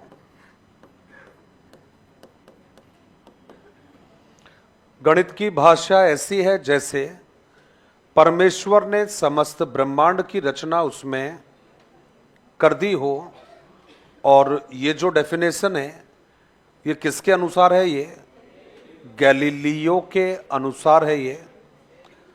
अब आपने कहा सर कितनी हुई भाई? 8 हुई। तो आपने कहा सर गैलीलियो भी पढ़ा है हम लोगों ने, एक बार रिवीजन करवा दूं, याद है या नहीं है? चेक नहीं, रिवीजन करवाना है तो आपको मैं शॉर्ट में नेम बोलूंगा, केवल पूरा सेंटेंस नहीं बोलूंगा, और उस शॉर्ट नेम पर आप पता लगाना कि कौन से विद्वान ने ये वाली डेफिनेशन दी है। और कॉपी की तरफ नहीं देखना, मतलब आपको नीचे नहीं देखना है कॉपी की तरफ, बस केवल स्ट्रेट फॉरवर्ड देखकर बात करनी है। तो एक विद्वान है भाई जिसने गणित के बारे में कहा था कि भाई गणित और गणित का मतलब है देश की उन्नति। एक विद्वान है जिसने गणित को दर्पण कहा है। एक बंदा है जिसने गणित को पत्थर कहा है। एक बंदा है जो कह रहा है कि गणित तो सिंह द्वार है। कौन है? क्या नाम है? एक बंदा है जो कह रहा है कि गणित सच बोलना सिखाता है। एक बंदा है जो कह रहा है कि भाई जो गणित है वो पत्थर के समान है। एक विद्वान है जो कह रहा है कि भाई गणित का मतलब है परमेश्वर ने सब कुछ लिख दिया। हाँ हाँ, अरे तो मुझे आने दो, अभी मैं आ रहा हूं, अभी मैं तो आपको देखकर खुश हो रहा हूं, आपको देखकर। क्या कमाल की बुद्धि पाई है आप लोगों ने। कौन सी आटा कंपनी का आटा खाते हो आप? आशीर्वाद। घर से। तो जो ज्योमिति नहीं जानेंगे उनको प्रवेश नहीं मिलेगा, और सोई हुई चेतना को जगाने का काम। वेरी गुड, मजा आ गया भाई। तो एक और विद्वान है जो गणित के बारे में कह रहे हैं। आपने कहा सर कौन सा विद्वान है और क्या कहा है उसने? तो कहता है कि साहब जो गणित है वो हमारी बुद्धि में, हमारे दिमाग को तर्क करना सिखाती है, हमारे बुद्धि को तर्क करने में प्रशिक्षित करती है। और ये जवाब दिया है जॉन लॉक ने। बुद्धि, हमारे दिमाग को, हमारी बुद्धि को तर्क करने की आदत विकसित करती है। और किसने जवाब दिया है ये? तो जवाब रहेगा जॉन लॉक का। तो नेक्स्ट लाइन में हमने लिखा है जॉन लॉक।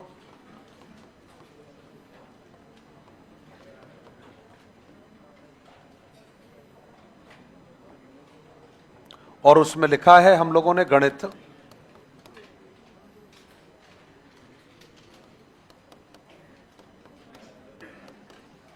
गणित मस्तिष्क में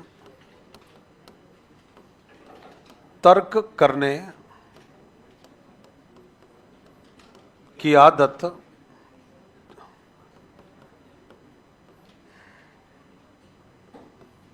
विकसित करती है।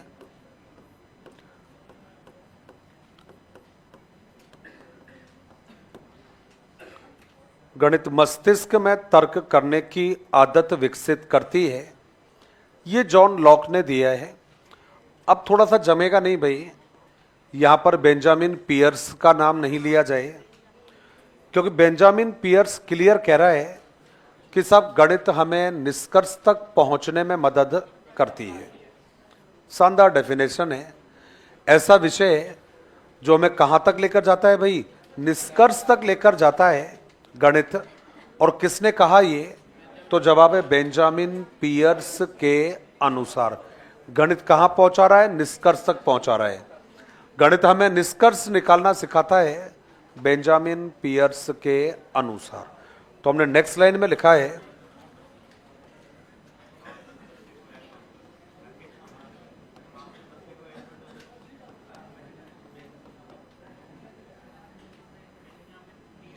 जी हाँ, बिल्कुल, बेंजामिन पियर्स। अब यार कोई बात नहीं, साबुन मान ले, क्या फर्क पड़ रहा है, लेकिन याद अपने को करना पड़ेगा। गणित आवश्यक निष्कर्ष तक, गणित आवश्यक निष्कर्ष तक पहुंचने में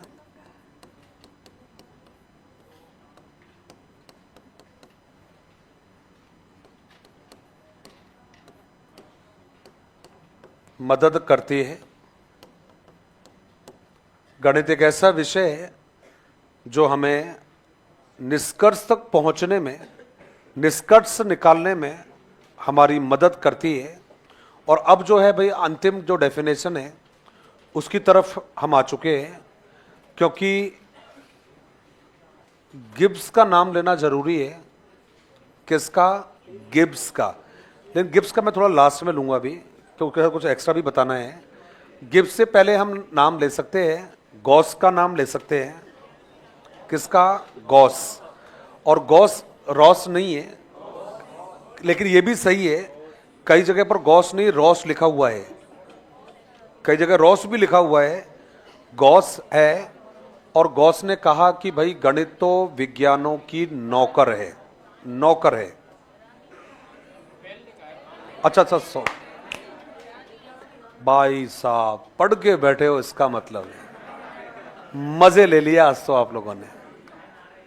गॉस ने कहा है कि साहब गणित तो राजा और रानी, समझ गए ना भाई? गणित तो क्या है? विज्ञानों की, हाँ रानी पे तो कितना अच्छी आवाज आई ना।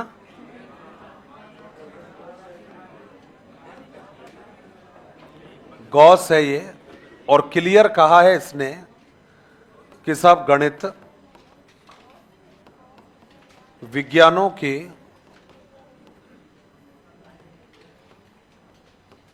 रानी है।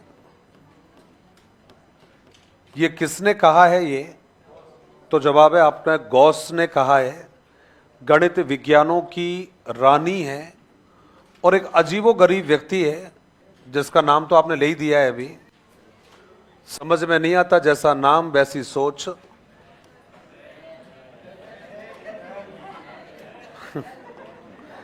और इसने नौकर बता दिया भाई गणित को, और वो भी किसका? विज्ञानों का नौकर कह दिया है।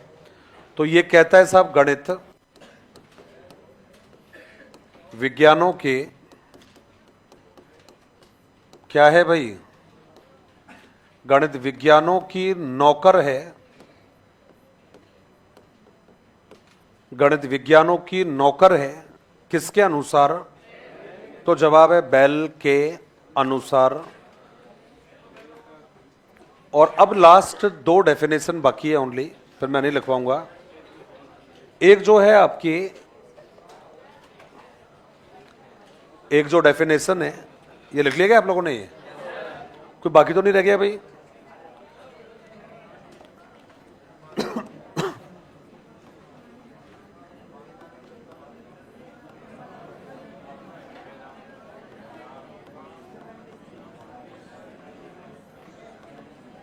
वापस आइए, बातें नहीं करनी है अभी। तो आपने जवाब दिया सर वेदांग ज्योतिष के अनुसार। और जब हम बात करेंगे वेदांग ज्योतिष के अनुसार, तो क्या कहा है भाई वेदांग ज्योतिष में? तो इसमें एक बात लिखी है, कहते कि साहब मोर के सिर पर मुकुट, सांप के सिर पर मणि, और गणित के जो है वो किसके माथे पर बैठी हुई है? तो विज्ञानों के माथे पर बैठी है। दोबारा बात करना, सुनना ध्यान से। केवल कह सकते कि साहब मोर के सिर पर मुकुट, सांप के सिर पर मणि, और विज्ञानों के माथे पर गणित। ये किसने कहा है? ये बात तो ठीक ही है, क्योंकि टीवियों पर धारावाहिक आ रहे हैं नाग नागिनों के, बावड़े होते फिर रहे भाई मणि के पीछे। और मणि से जिसने अपनी कहानी स्टार्ट की थी उसकी तो शादी भी हो गई, आपको पता है अभी, मौनी रॉय की। और मोर के सिर पर मुकुट होता है। मैडमों जरा गौर करिएगा आप लोग, मोर के सिर पर मुकुट होता है, मोरनी के सिर पर नहीं होता है।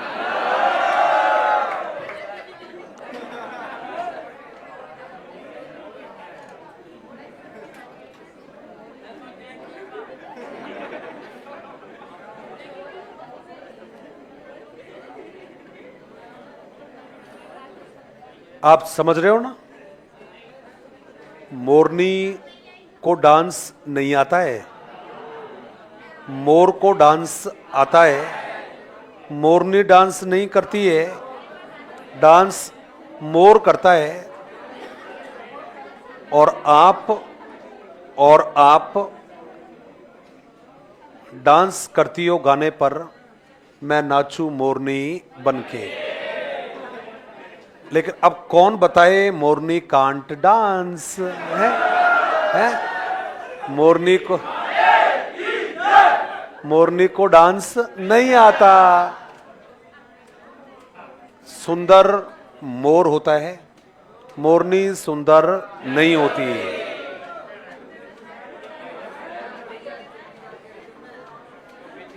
बेचारी कईयों को तो पता नहीं होगा मोर और मोरनी कैसे दिखते हैं, है ना।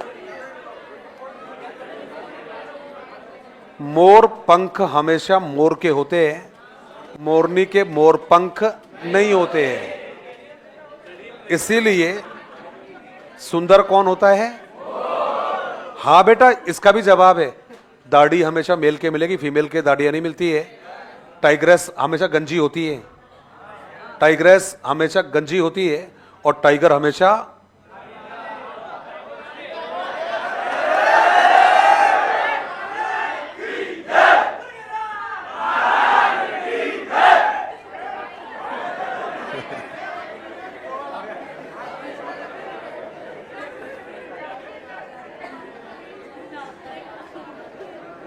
ये तो इन बॉलीवुड वाले गधों का कमाल है। ये तो गाना लिख दिया किसी गधे ने, कौन से वाला, मैं नाचूं मोरनी बनकर।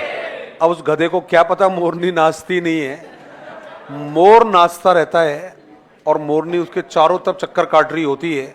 आप समझ गए आप बात को। आप चले वेदांग ज्योतिष के अनुसार, और आपने लिखा है भाई,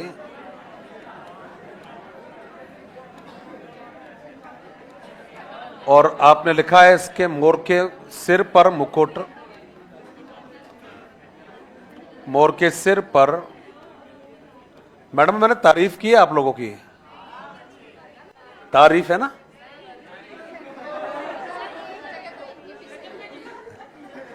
मैंने विशुद्ध रूप से आपकी तारीफ की है। मैंने आपको विशुद्ध रूप से एक अच्छा तथ्य बता दिया कि अब कोई भी गाना चलाए ना, मैं नाचूं मोरनी बन के, बोलो चुप, है ना। ऐसे बोल, मैं नाचूं मोर बनके, है ना। क्या बनके? मोर बनके। मोर के सिर पर मुकुट, कॉमा करके हमने लिखा है। देखो भाई, मोरों की बात ऐसी है, मोरों को गाने का कोई फर्क ही नहीं पड़ता भाई। गाना कोई सा भी हो, डांस अपना एक ही निकलेगा। हिंदुस्तान में एकमात्र डांस ऐसा है जिसके लिए ध्वनि या साउंड मायने नहीं रखता।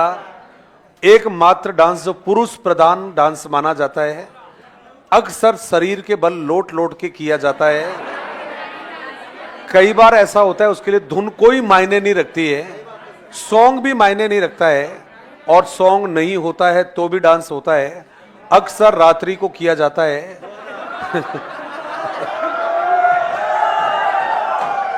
क्योंकि दिन में तो गरीबों का माहौल ही नहीं बनता इनका है ना भाई।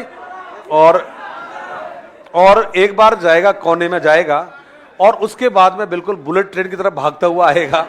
समझ जाओ कि भाई डांस की पूरी तैयारी हो चुकी है।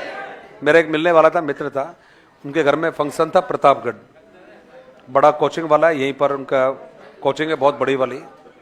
किसी जमाने में राजस्थान में नाम से एडमिशन होते थे केवल, प्लीज नाम मत लेना कोई भी, ऐसे सुन लो केवल।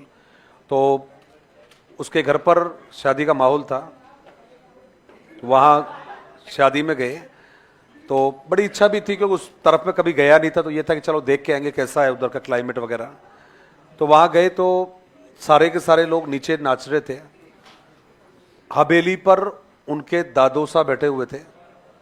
तो जैसे ही वो सारे के सारे लोग डांस करे नीचे, तो अचानक वो दादोसा का छत के ऊपर सिंहासन लगा रखा था भाई, है ना, उनका खाने पीने का सारा जुगाड़ भी कर रखा था।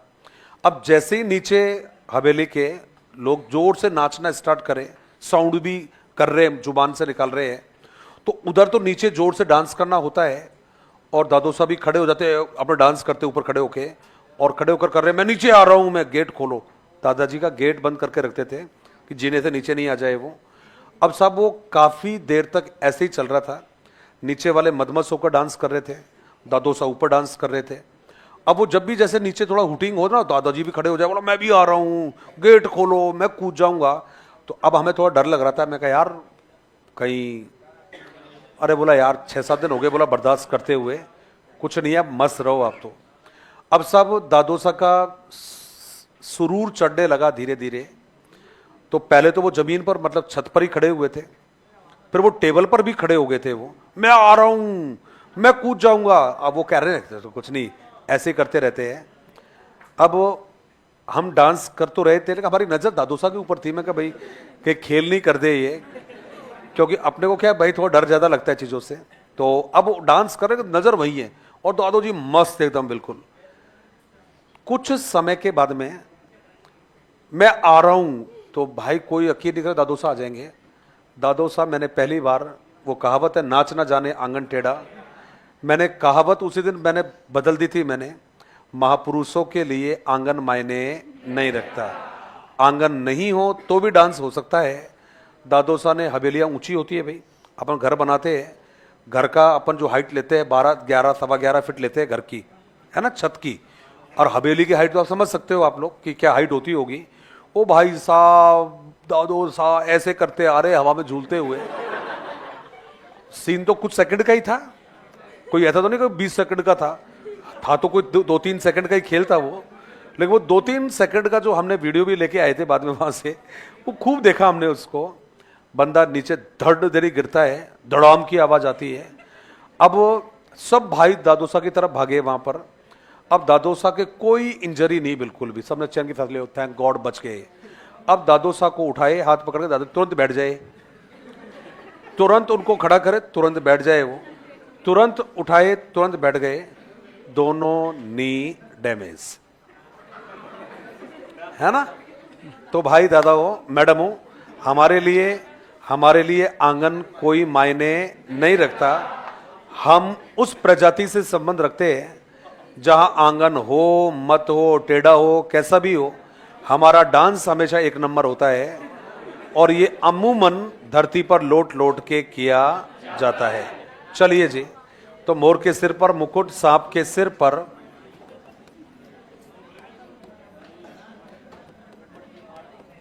मणि, उसी प्रकार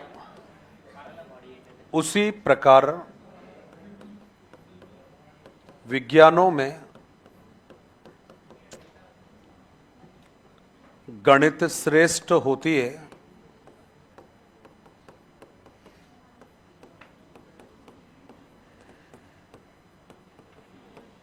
तो वेदांग ज्योतिष का ये जो स्टेटमेंट है काफी महत्वपूर्ण है कि मोर के सिर पर मुकुट, सांप के सिर पर मणि, उसी प्रकार विज्ञानों में गणित श्रेष्ठ होती है।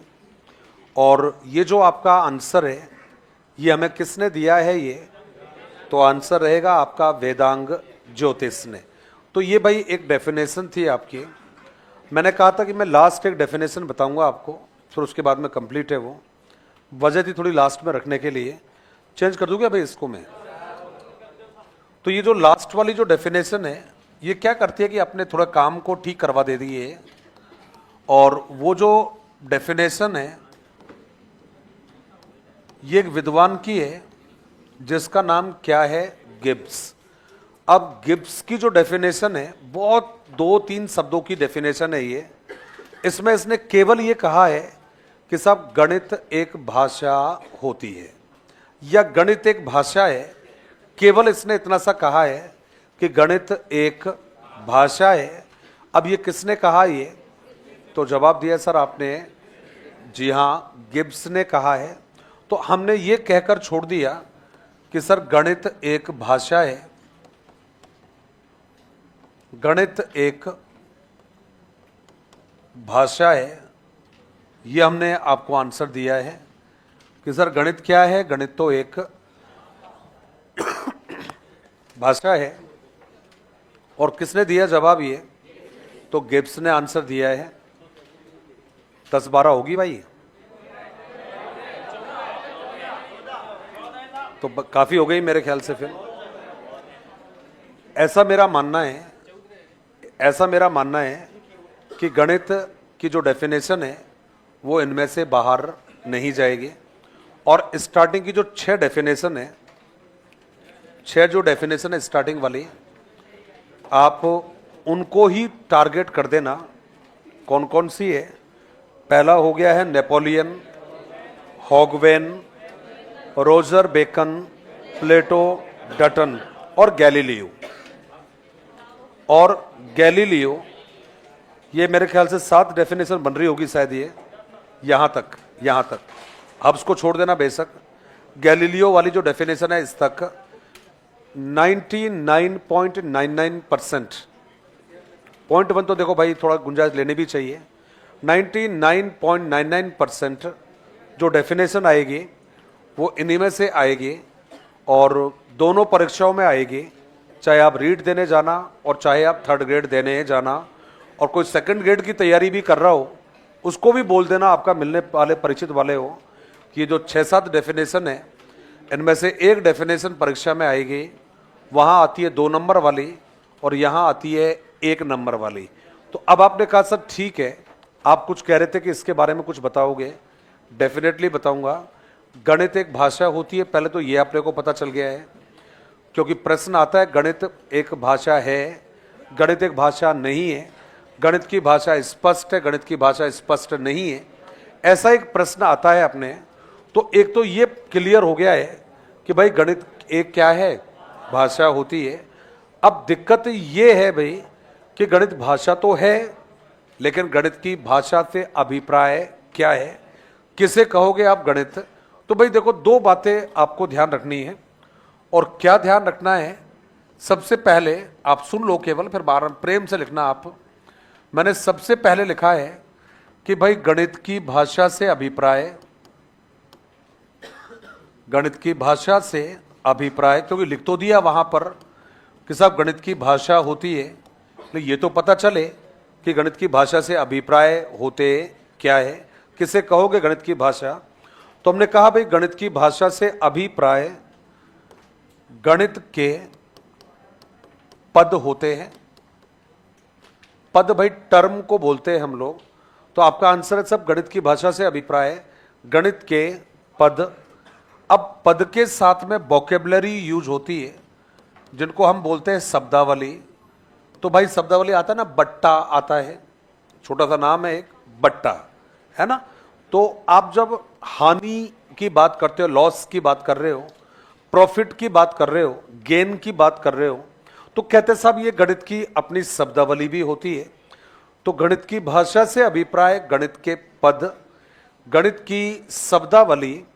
अब यहीं पर आपका नाम आएगा, संकेत आएगा, क्योंकि भाई आपको भी पता है गणित में संकेत तो चलते ही है भाई, संकेतों का बड़ा महत्व होता है। तो आपने अगला नाम जोड़ दिया है संकेत। संकेत के साथ में हमने जोड़ दिया है सूत्र। सूत्र के साथ में हमने नाम लिखा है नियम, और नियम के साथ में हमने नाम लिख दिया है सिद्धांत। तो क्या कह रहा है कि साहब गणित की भाषा से अभिप्राय गणित के पद, गणित की शब्दावली, गणित के संकेत, गणित के सूत्र, गणित के नियम, गणित के सिद्धांत या सिद्धांतों से होता है। तो अब पहली बात तो ये पता चला है कि भाई जो गणित की भाषा है उसके अंतर्गत हमें क्या क्या रखने होते, क्या क्या आता है। तो आपने जवाब दिया, पद आते हैं, शब्दावली आती है, संकेत आते हैं, सूत्र आते हैं, नियम आते हैं, सिद्धांत आते हैं। अब यहां पर आपसे पूछेगा ये प्रश्न, मतलब मुझे लगता है कोई रेयरली चांस होगा तो प्रश्न बचेगा, अदरवाइज 100% प्रश्न आना चाहिए। और वो रहेगा आपकी गणित की भाषा की विशेषताएं। बड़ा जोरदार ये प्रश्न बनता है गणित की विशेषताओं के बारे में। तो अब आपने कहा सर गणित की जो भाषा है इसकी हम विशेषताओं को लेकर चर्चा करेंगे, तो इसकी जो विशेषताएं हैं वो कौन कौन सी होगी। तो भाई आपको सबसे पहला जो आंसर है, सबसे पहला जो जवाब है वो याद रखिएगा, गणित की भाषा सुस्पष्ट होती है। भाई कैसी होती है? स्पष्ट होती है। भाई कोई कंफ्यूजन नहीं होती, पढ़ने वाले को, सीखने वाले को क्लियरिटी होती है। उसे आपने क्या नाम लिखा है? गणित की भाषा कैसी होती है भाई? सुस्पष्ट होती है। अब देखो भाई, गणित की जो भाषा है वो तार्किक होती है। भाई बात सही है, गलत बात है? क्यों, गणित में तार्किक तो होता है, तर्क तो चलता है भाई। तो गणित जो है हमेशा ही कैसी होती है भाई? तार्किक होती है भाई, लॉजिकल होती है। गणित की जो भाषा है उसके बारे में कहा जाता है भाई क्रमिक होती है या फिर क्रमबद्ध होती है। गणित की भाषा में क्या जरूर पाई जाएगी? क्रमबद्धता जरूर पाई जाएगी। क्रम का बड़ा विशेष महत्व है। तो आपने कहा सुस्पष्ट होती है, तार्किक होती है, क्रमबद्ध होती है। और साहब आप मानो चाहे मत मानिएगा, गणित के बारे में हमेशा कहा जाता है कि साहब गणित एक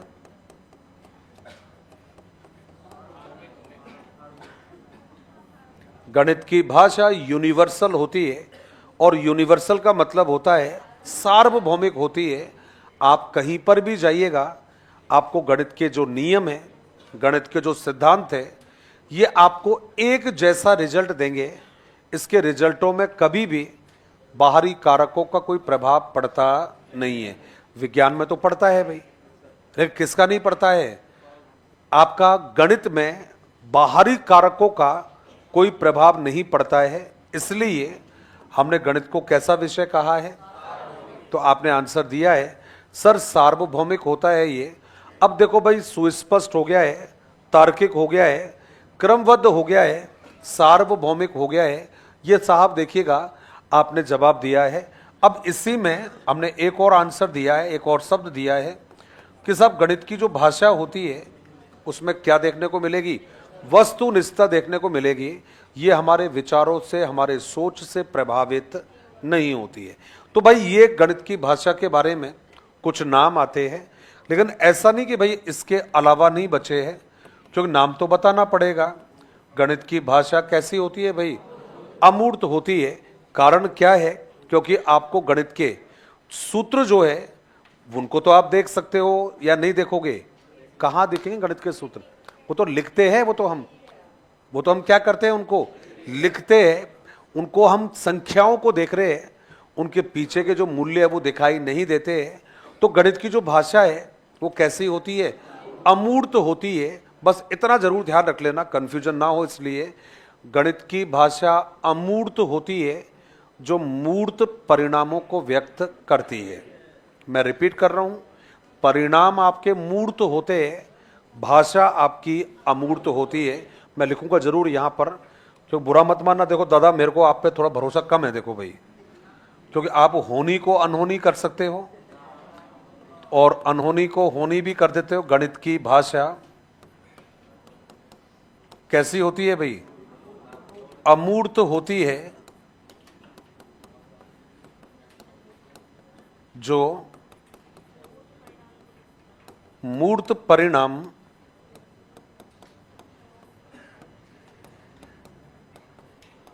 प्रदर्शित करती है। मेरे से क्लास में किसी ने जीन पियाजे की वोकैबुलरीज के बारे में प्रश्न पूछ लिया था।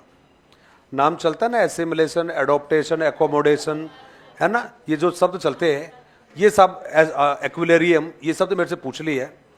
मैं टाल गया, मैं क्या बताना यार। अब जिससे पूछा रहा वो मुंह बना के बैठ गया यार, ना नहीं रह गया। मैंने कहा चल ठीक है, मैंने बता दिया। अब सब मैंने बोर्ड पर उसको डिस्प्ले कर दिया। अब पता है ऑनलाइन कमेंट क्या आ रहे थे, सर ये टॉपिक कब पढ़ा दिया आपने, थारी भला हो थारी दो, है ना। केवल मैंने शब्द बताए थे, भाई इसका मतलब ये है, इसका सर ये टॉपिक आपने कब पढ़ा दिया, सर दोबारा पढ़ाओ इस टॉपिक को।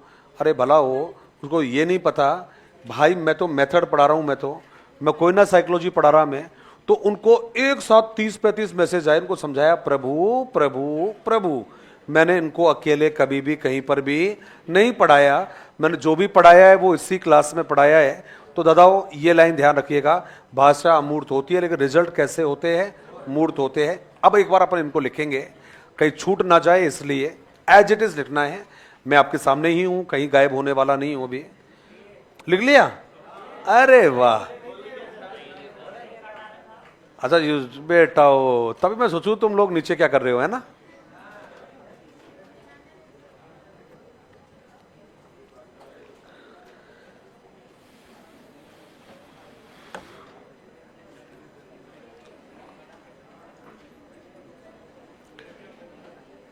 थोड़ा जल्दी लिख लोगे, मुझे 2 मिनट दे दोगे तो मैं एक नाम और बता दूंगा यहां पर। बाकी जो लोग रह रहे हैं उनको भी लिख लेने दो एक बार, काफी लोग नहीं लिख पाए हैं।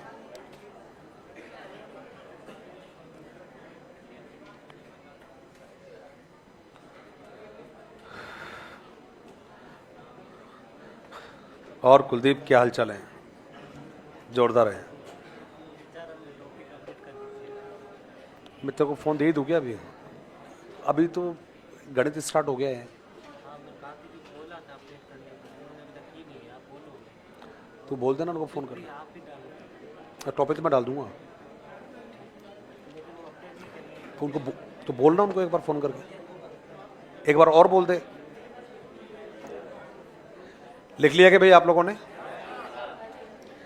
चेंज कर दूं अभी, कोई बात नहीं, कोई बात नहीं। हाँ जी,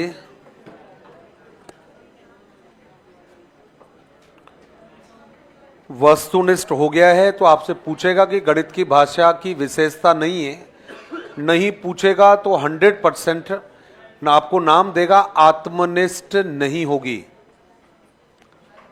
प्रश्न क्या पूछेगा, गणित की भाषा की विशेषता नहीं है, तो वो वहां क्या लिखेगा, आत्मनिष्ठ, वो लिखेगा काल्पनिक। क्या पूछेगा भाई, काल्पनिक नहीं है, ये तो लॉजिकल है भाई। ये तो अगला जो जवाब है आपका उसमें चले गए भाई, नेक्स्ट लाइन में, नेक्स्ट जो लाइन है उसमें एक नाम लिखिएगा। और अब जो बता रहा हूं थोड़ा सा इंपॉर्टेंट है, ये 2 नाम है, दोनों नाम इंपॉर्टेंट आएंगे। तो हमने एक जवाब दिया आपको कि साहब गणित जो है वो अपने आप में, आपने कहा है अंतः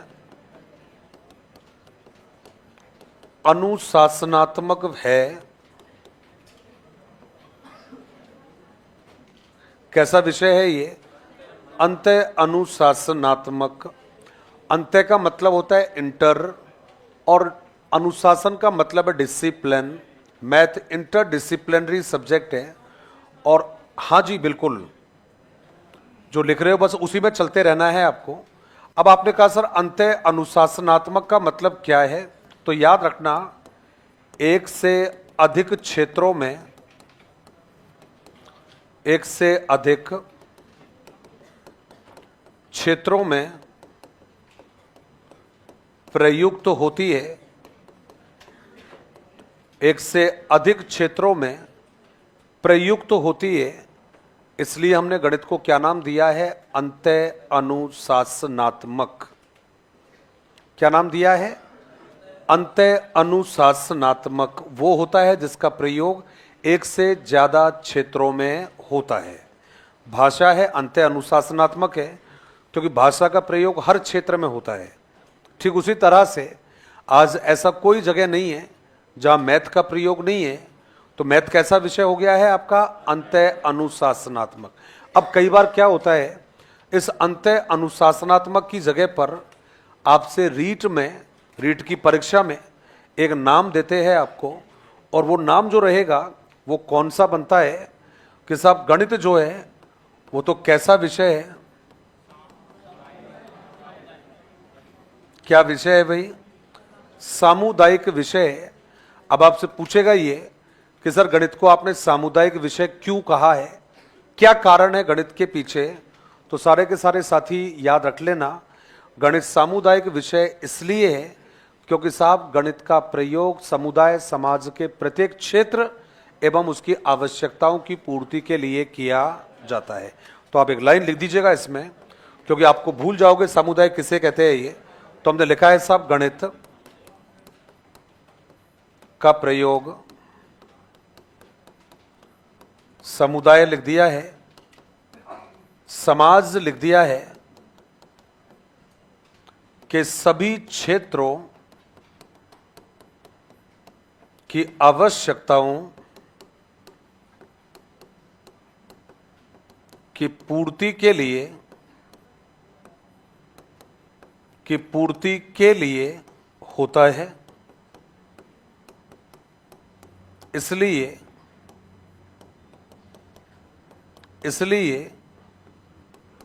यह एक सामुदायिक विषय है। 2 लाइन कल लिखवाऊंगा, थोड़ा याद दिला देना मेरे को। धन्यवाद। जय हिंद, जय भारत।